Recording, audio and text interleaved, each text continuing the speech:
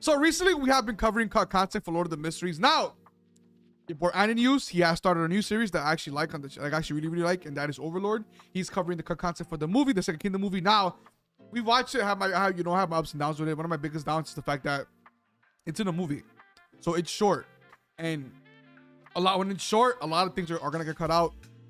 Maybe things are big events, some fights, story lore. It's bound to get cut out. Honestly, I believe that Crunchyroll should have done a movie, not a movie. It should have done like a episode, six episode series, maybe, or do another season entirely. Do another season to cover the Second Kingdom arc. And yeah, I mean, it wraps it up entirely. It flies by through it pretty fast, but I feel like there are things we missed out, some fights we missed out, and some of the planning as well. But hopefully, News, covers that in this video. I know he does episodically, so I'm gonna watch those as well. So other than that, I'll also leave the link to the original video in the chat on the description below. Go support the channel as well, and let's get to it. All right. The Overlord movie might not have been met with the best reception, but perhaps I can make it better by filling. Read this shit. The Overlord movie might not have been. What did people think about the movie? Reception. Originally, okay, just visually is very good. Does the Overlord political maneuver and picture was the rest of the series, but I felt like it was too crammed. Yes. Yes. Yes. Like, it was an enjoyment. Honestly, I was an enjoyment. I read like a 7 out of 10. Because, it was enjoyable, but it felt fast. And there's a lot of things that, there was so much shit. But perhaps I can make it better by filling in some of the gaps for you.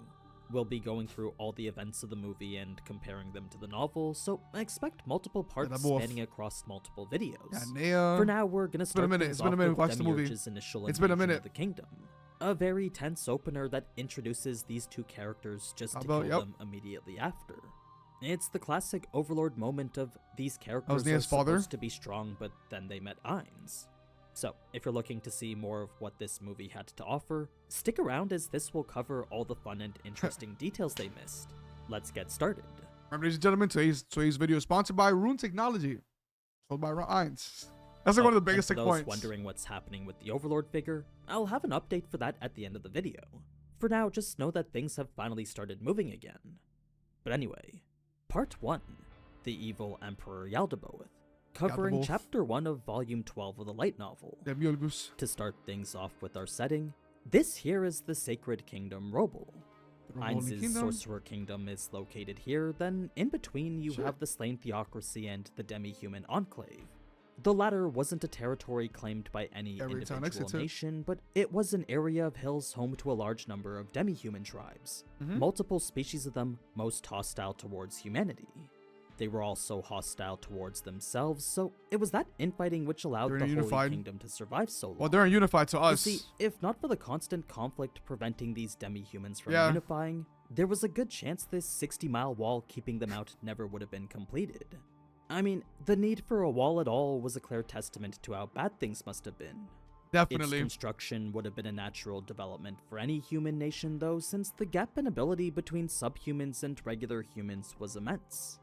Like, you might think a weaker species like goblins weren't even the goblins, hell no. Even they could be troublesome when taking the goblin army of their innate abilities. Sure, they have night vision stuff, literally immovable, literally.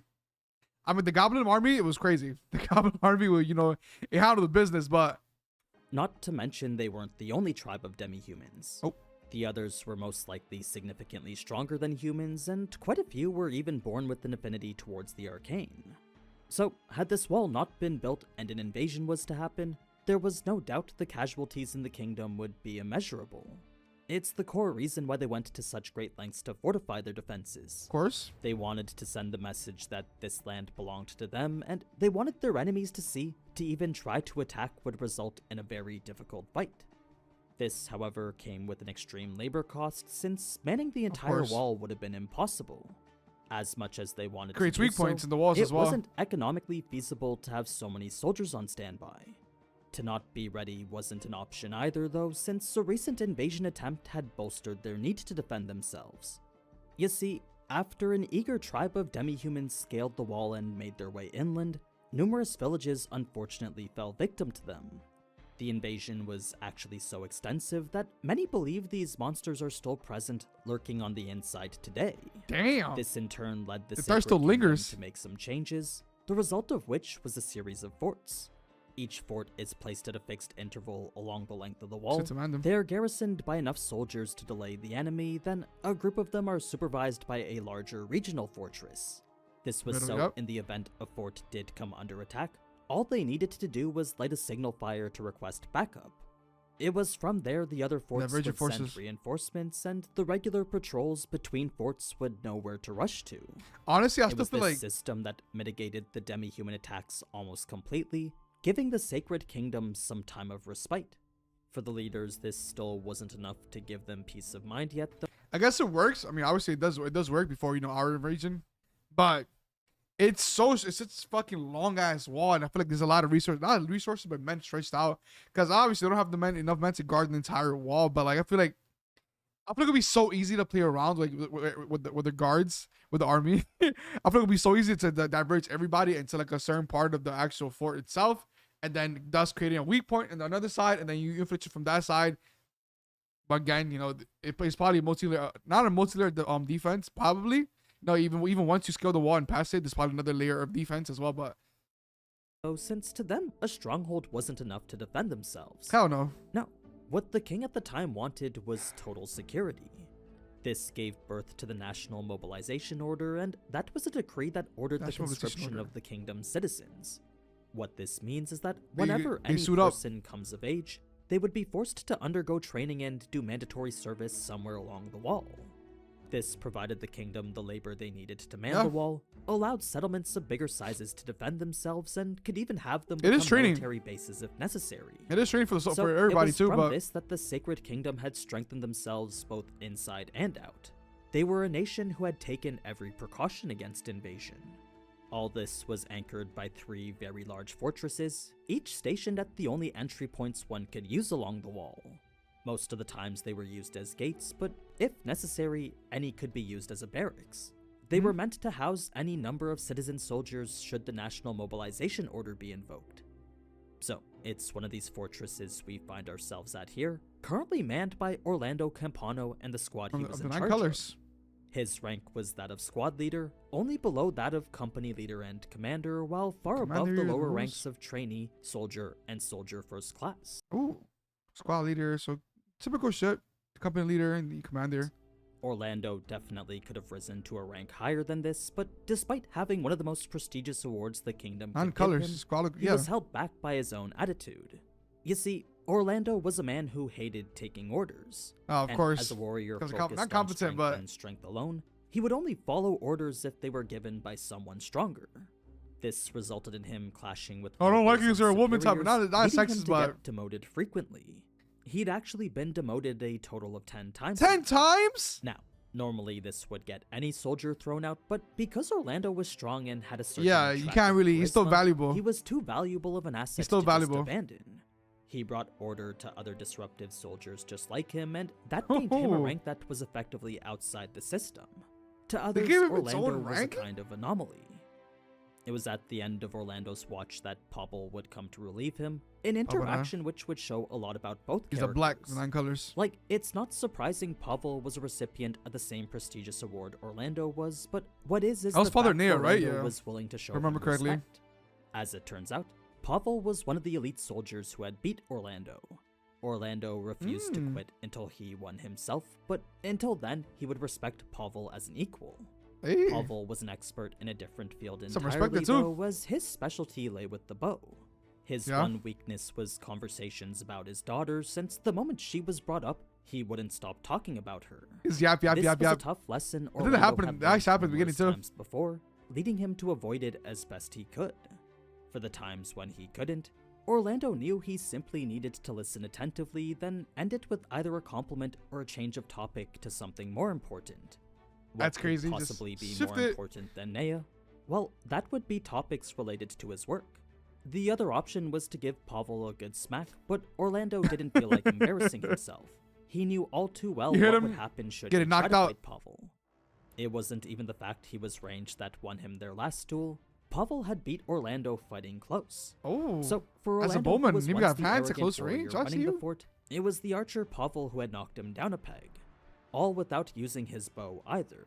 Free hands. That's even more respect as a warrior. Yeah, it's the reason he yearns to beat him in a duel on his terms. So, this brings us to a cutscene regarding his intent to leave the fort since, as he was now, Orlando wasn't happy with where he was at in life. Yes, he still wanted to beat Pavle, but he knew he couldn't do that here at the fortress. What he enjoyed most was fighting those stronger than him and getting stronger himself. The training. He wasn't gonna leave if Pavle didn't want him to, though, since as the man he respected most, he would listen to anything he said. Actually, I like this. With Orlando being a career soldier and not a conscript, Pavle knew he had no right to tell him to stay. As big of a gap a man of his caliber would leave, if Orlando wanted to go, Pavle wasn't going to stop him. That's when Pavle would bring up all the enemies he wouldn't have the opportunity to fight anymore, specifically a demi-human king that went by the name of the Breaker Lord. The Breaker Lord. Orlando had fought him once before, but after losing all his weapons and only winning because reinforcements arrived, that wasn't a fight he was satisfied with. Orlando knew he'd probably lose if he fought him again, bringing up the notion he would need to be as strong as a hero. More training. Win. This then brought up the news of Gazif Stronov, specifically his defeat to a caster known as the King of Darkness. As shocking of a result as that was, the most surprising part was the fact a mage had fought him solo. It was very uncommon for a warrior to lose 1v1 against a spellcaster. The fact it happened was actually part of what spurred Orlando to want to train again, since it was clear he'd underestimated a lot of elements of combat. Before, he was always a strong advocate. It's not just about brute force. But Pavle and the King of Darkness had showed him otherwise. Thus the reason he wanted to retrain himself.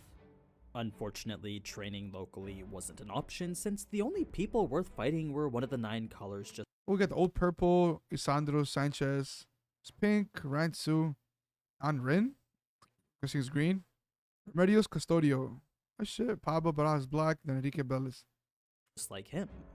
They were all people of rank though, so there was no chance any would fight for real should they even face off against him. You need to go out and explore. Travel. Well, he decided the best place was the Nation of Darkness. Yeah, actually. He had heard there were quite a few powerful undead there. For the Death Knight. The Sacred Kingdom wasn't particularly fond of this nation, but they weren't enemies with them either. At least not yet. Their strong stance against undead made them incompatible, but the enemy in the hills next to them was far more important than the enemy way beyond. That being the case, if Orlando wanted to go there, he probably could. That's not to say the Sacred Kingdom didn't have plans to fight the Nation of Darkness in the future, since as soon as the demi-humans were taken care of, they would be next. In fact, there were already plans to establish a united front with the Theocracy. That's crazy. Case, with Pavle. That's actually crazy. Teaming up with the same Theocracy to take over, well, fight Ainz. I mean, first of all, it's going to lead to you guys' death. That's funny. I mean, yeah, that was what, was it Rosario? That was one of the biggest things about that. I know so much about them. But the Robo Kingdom is the fact that these hated monsters, non-stop monsters, and then they went. I remember the scene. They went to. They got invited to Ainz's kingdom. They got invited to Ainz's kingdom, and all the demi beasts, everybody, the monsters. They were being friendly towards them, and I think even Nea was chilling with it. Nea found beauty. If Nea really found beauty inside of Ainz's kingdom, that's one of the things kind of favored her and used her too. There's the Robo Kingdom themselves. I forgot the name of the girl. Was it Rosario? Fuck. She was just an asshole and think about it. She like, no, none of them shits. Like, I couldn't wait. I couldn't wait till he died, but that ended up happening. But I actually love this a lot. Because Pablo and Lando, they actually got some development. Let's dive into more into their lives entirely. Regarding their their motives as well as you want to become strong warriors. Because literally it's just them having a conversation in the beginning. Pablo is talking about his Nea, and then Demiurge, and then Meteors, and then that. It just wastes them as characters. When you start watching the movie, like, oh shit, he looks kind of cool. Like, you look at his outfit, looks cool. Maybe he played an important part in the story. Maybe Orlando played an important part in the story. Maybe they'll get used as a pawn in Ainz's games. No, that doesn't occur. But being a bit disappointed his friend was leaving, the two would share a heartfelt moment promising to meet up again. It was then that the bell would ring, indicating the sighting of demi-humans. At first, everyone remained unified, calm, since raids like these weren't uncommon. Usually, it was only a group of a few dozen, so that was a number those present should be able to deal with. When that number grew and expanded with numerous other demi-human races, it was a problem. A fearful thought entered everyone's minds. No one wanted to believe it, but this was a clear sign of a major invasion. Somehow the And demihumans organized. had overcome the impossible and united together despite their differences culturally. And then you have the religiously, cherry and on top of racially. Demiurge. The Sacred Kingdom never believed it could happen, but now that it did, they knew this was the beginning to a fight for their very existence. Orlando was actually the first to clue in on how this was possible, since unification between demihumans be required impossible. one single thing. For Strong? humans, wealth or knowledge could be that unifying factor, but for demihumans, power was the most convincing. A strong foe. So, if the demihumans were showing Not a up strong like foe, this but somebody now, strong enough that to meant rule them there was all. a good chance someone very powerful was behind them. Someone bold enough to try to attack 1/5 of the Sacred Kingdom's army all at once. Luckily, a large attacking force like this would take a long time to mobilize, so that gave Pavle time to report things upward. It would take time for them to set things up too, though, especially if the higher-ups decided to invoke the National Mobilization Order. Strangely enough, though, the enemy didn't seem to rush to start the attack. For some reason, their mobilization took far longer than Pavle thought, and that gave them plenty of time to gather more and more soldiers into the fortress. I mean, at that point, it's about killing you guys The that are military your strongest. leaders were more than happy to accept such an advantage, but for Pavle, he couldn't help but feel anxious. There was no way the demi-human leader didn't know the humans were gathering reinforcements, so They it definitely just knew. didn't make sense why he was allowing it. It was only a matter of time before this leader would show himself, though, since it was in demi-human nature for the ruler to demonstrate their might. But This Crush, you would are be your the moment strongest. when Pavle would strike, making the most out of his longbow enchanted specifically to deal with demi-humans. He also had a plethora of gear, Keep making Shadow, him a the silent Boots of assassin, Silence, all provided by the Best country that resistance, valued him so much. Reflection Ring. So, the moment this leader showed himself, it was a shoot first, ask questions later type situation. Now, it was when the preparations seemed to be coming to an end that the fortress's sole tier 3 spellcaster would report back after having scouted the enemy formation with flight. He confirmed that the threat was imminent, and that led Pavle to do his pre-battle ritual. It was a simple gesture of love towards a wooden doll his daughter had made for him. Yeah. This spurred memories regarding their relationship, specifically their growth apart over the years. You see, with his lengthy shifts and her desire to become a paladin, He would never the be two there. would see each other less and less. Eventually, it got to They grew the point apart. that she didn't seem very much interested in him anymore. That much I wonder was if that- natural considering how absent he'd been, but what bothered Pavle the most was her misguided intent to become a paladin. I wonder if that being away from her own father. Nah, I mean Ainz, cause favorite Ainz, used her to create a cult. I wonder if that played a part as well into her, kind of having daddy issues, kind of maybe finding daddy inside of Ainz in a fucked up way, so it made it easier to manipulate. As someone who'd watched her his entire life, Pavle knew her being a paladin was the last thing she was suited for. She only wanted to do it because her mother was one. So, while on the inside, Pavle Yeah, but the truly Ainz, believed paladins do were what just you a wanna bunch of do. fanatics. That Support was a you. truth he could never bring to tell his daughter.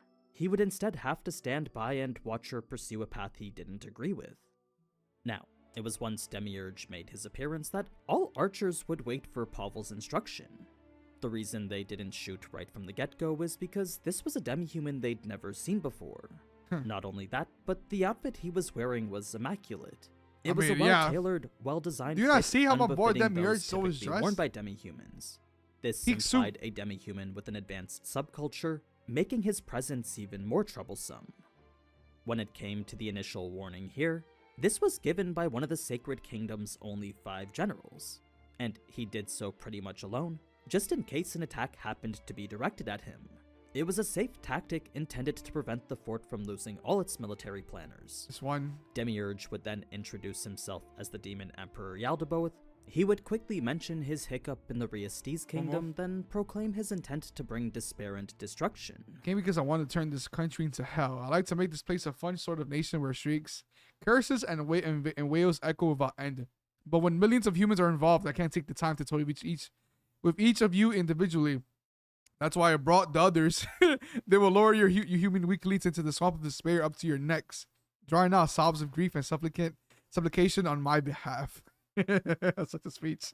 His words Such a were speech. filled with such wholehearted malice that for the But first Nani, time, what do you mean? Pavle understood what it meant to truly be evil. It was a message so foul that That is upon Demirge. hearing it, a primal fear overwhelmed his entire body. The commander and Demiurge would then share a few more comments back and forth, then Demiurge would finish it up with a statement saying surrender was unacceptable. For him, all he wanted was to be entertained. I want the this fun. would be the moment Pavle would launch his surprise attack, a series of 51 arrows all enchanted with various elements. That's a fire attack. I'm not gonna hold you. One struck their target without fail, but 51 arrows of different element types is actually that's a great ass attack. Something is gonna work. One of them is gonna work. However, he ran to Demirge. Still, Yaldabaoth endured all without flinching. Not only that, but the arrows which should have made impact simply fell as if they didn't. It was an outcome that made it clear Yaldabaoth had some type of immunity.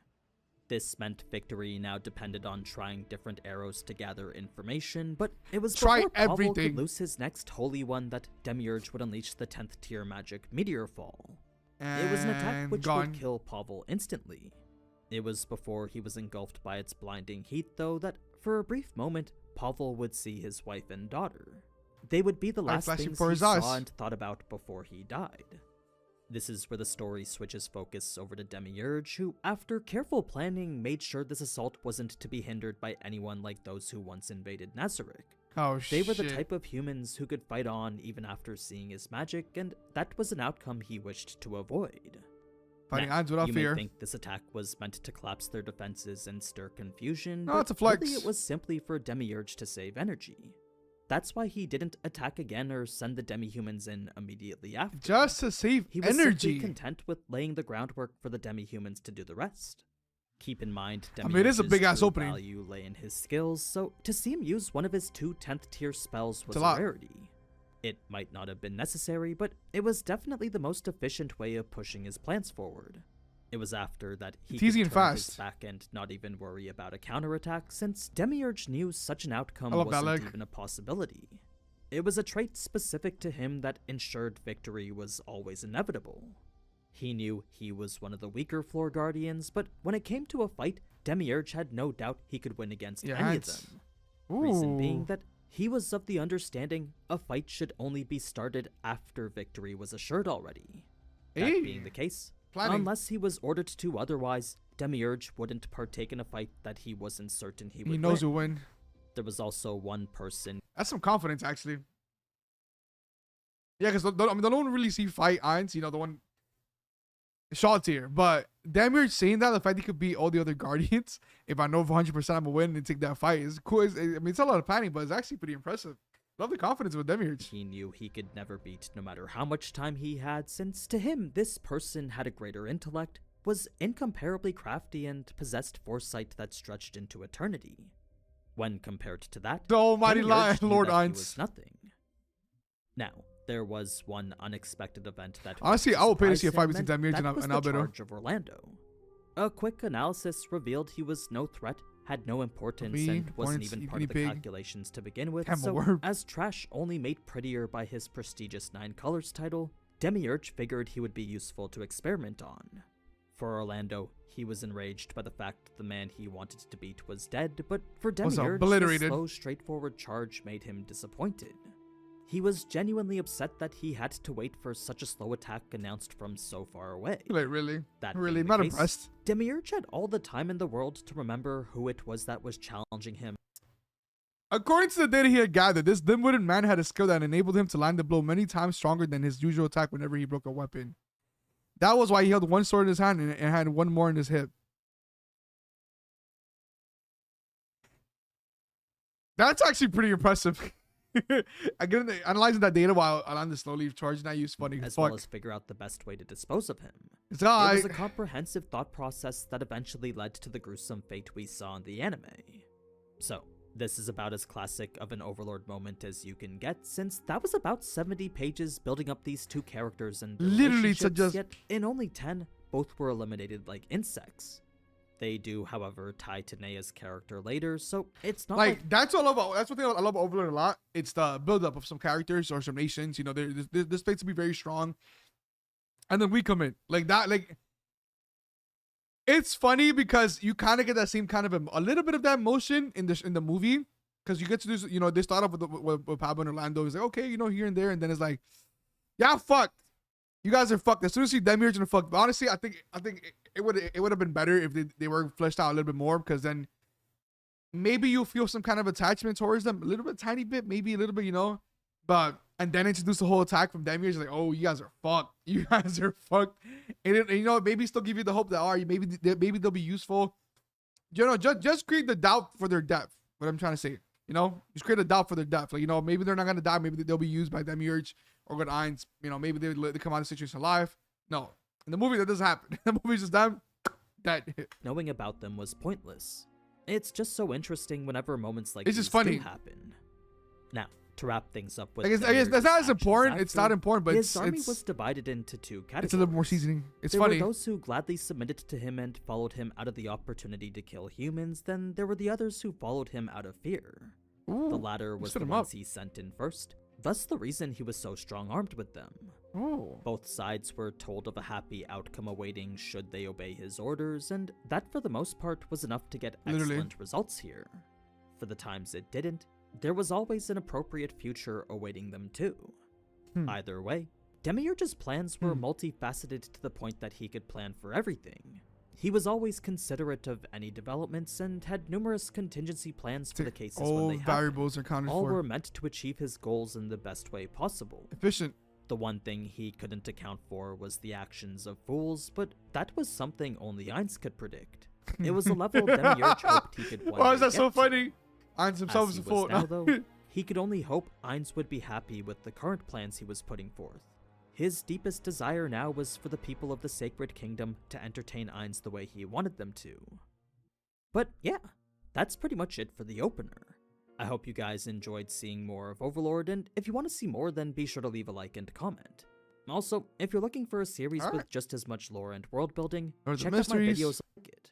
License was to should be able to. So basically, I mean, yeah, basically chapter 1, episode 1, it covers more of a, I mean, obviously the start of the invasion of the Second Kingdom. It basically fleshes out more of the Rabble Kingdom entirely. It fleshes them out entirely. Even though, you know, it adds, I will say this, it's not as, I mean, it's not too important because obviously we come in and take over and that's it, wipe them out. But it does add more to the world building. It does add more to the world building. It does add more to, I think they do mention the fact sentences do get trained and armed as well. I think it does add to that as well. But it looks like a lot of the focus was on you know, on developing Pavle and Orlando, and then just seeing them get crushed. Also, the mobilization of Demirge's army, with the monsters and demihumans are inside the fuck, I forgot the little spot. But they all recited by and they fought each other. The organization of that and then attacking the wall.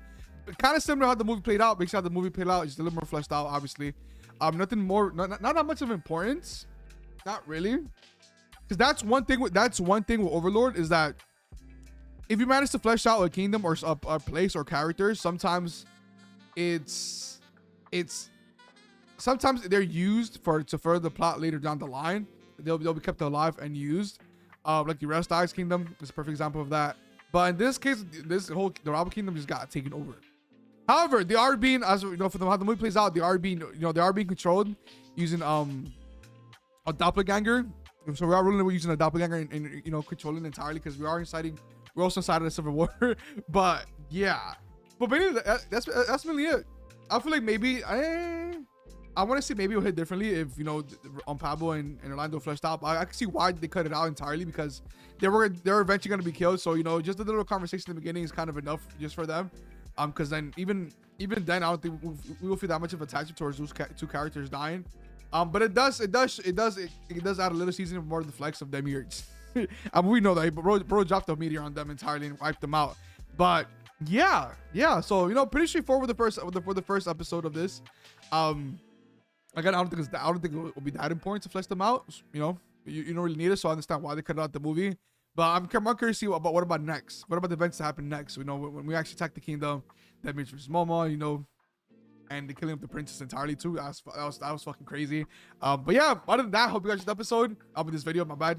I mean, also episode 1 of this content series from Any News. Check out the channel, go support him. I will be leaving a link to the original video in the comment section, and I'll see you guys next episode. Thank you guys for watching.